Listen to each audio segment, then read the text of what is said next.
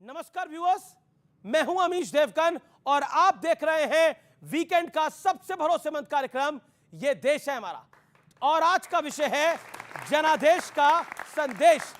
इस मुद्दे पर बहस इसलिए जरूरी है व्यूअर्स क्योंकि 2024 का जनादेश आने के बाद दिल्ली से हरियाणा तक, बिहार से महाराष्ट्र तक और पंजाब से उत्तर प्रदेश तक हर तरफ हमारे प्यारे देश में जोरदार सियासी एक्शन देखने को मिल रहा है।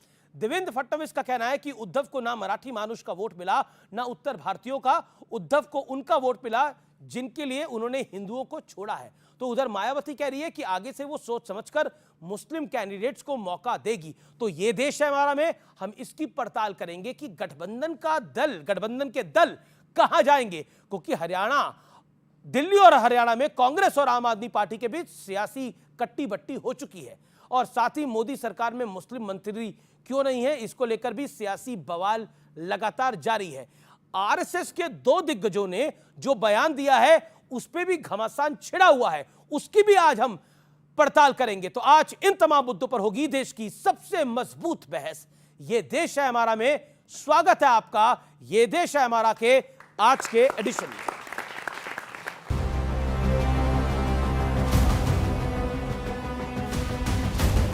2024 के जनादेश से लगातार नए संदेश का सिलसिला जारी है। बीएसपी कह रही है कि आगे अब सोच समझकर ही मुस्लिम कैंडिडेट्स को मौका देगी। बीजेपी के नेता कह रहे हैं कि वोट जिहाद ने पार्टी को तगड़ी चोट पहुंचाई है। हम वोट जिहाद के सामने हार गए। आम मुंबईकरांनी आणि मराठी माणसांनी त्यांना मतदान केलेलं नाही। त्यांना नेमकं कुठनं मतदान मिळालेलं आहे, ज्यांच्या खातर त्यांनी हिंदू बांधवांनो, भगिनींनो आणि मातांनो म्हणणं सोडलं होतं। और इसी बीच एक संदेश आरएसएस की तरफ से भी आया है।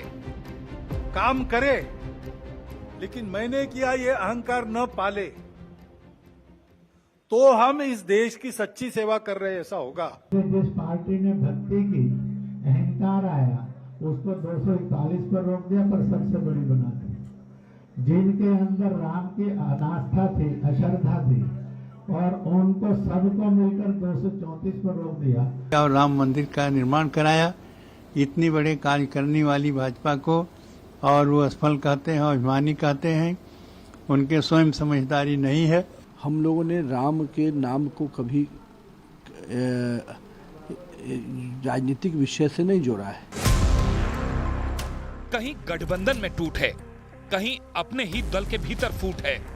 केजरीवाल की पार्टी कह रही है कि दिल्ली में हम कांग्रेस से दूर हैं, तो कांग्रेस कह रही है कि हरियाणा में हमें आपकी कोई जरूरत नहीं। आम आदमी के साथ गठबोध राष्ट्रीय स्तर पे है, प्रदेश के स्तर पे नहीं। तो आज जनादेश के बाद लगातार सामने आ रहे नए संदेश पर जनता के बीच होगी सबसे बड़ी बहस।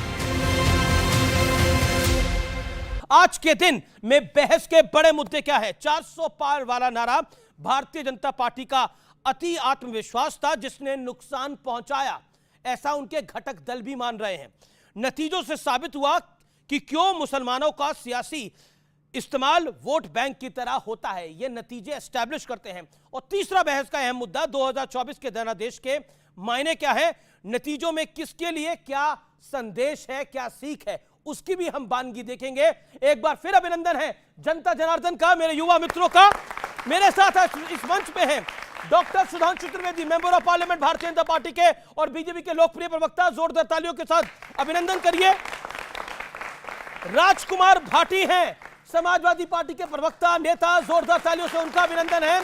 इनकी पार्टी ने उत्तर प्रदेश में अच्छा प्रदर्शन किया है।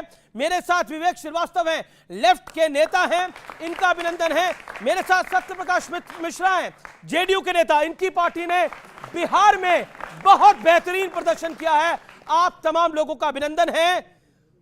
तो सुधांशु जी, अब की बार 400 पार, अब की बार बहुमत वाली सरकार, लेकिन अब की बार जोड़ तोड़ वाली सरकार, अब की बार गुंजाइश वाली सरकार, अब की बार सबकी बात करनी पड़ेगी। देखिए, हमारी सरकार तीसरी बार भारत के इतिहास में ये पहला मौका है जवाहरलाल नेहरू के बाद जब किसी प्रधानमंत्री को तीसरी बार स्पष्ट बहुमत मिला हो।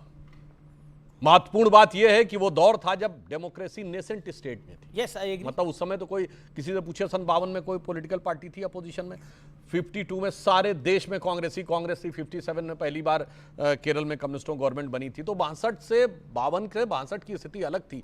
आज जब इतना वाइब्रेंट, मैच्योर, परिपक्व लोकतंत्र है, उसमें तीसरी बार लगातार मैं नरेंद्र दामोदर दास मोदी कहने के लिए जो क्षमता चाहिए वो जनता के आशीर्वाद से प्राप्त हुई है। पहला संदेश। दूसरा संदेश क्या है?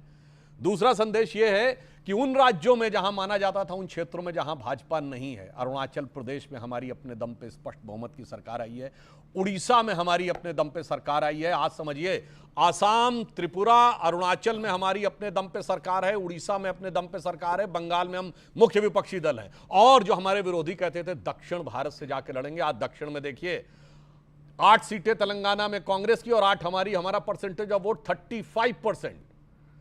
कर्नाटक में हमारी सीटें उनसे कहीं ज्यादा, हमारी 19, उनकी 7, हमारा परसेंटेज ऑफ वोट 46%।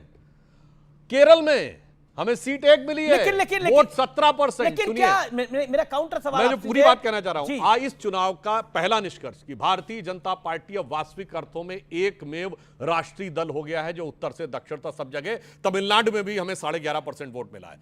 दूसरा निहितार्थ, कांग्रेस का जो राइज हुआ है, कांग्रेस की जो स्थिति इंप्रूव हुई है, ये बहुत खतरे की घंटी लेके आई है उनके लिए, जो बहुत उसकी घंटी बजा रहे थे इंडिया गठबंधन वालों के लिए। सबसे ज्यादा तो आप ही घंटी बजा रहे थे। अरे मेरी बात तो सुनिए महोदय, सबसे पहले कर्नाटक में कांग्रेस आई है, तो मतलब जेडीएस का वोट था। कांग्रेस का बढ़ना कहीं आपके लिए खतरे की घंटी तो नहीं है, हमारे लिए आपका अति आत्मविश्वास था। अभी मैं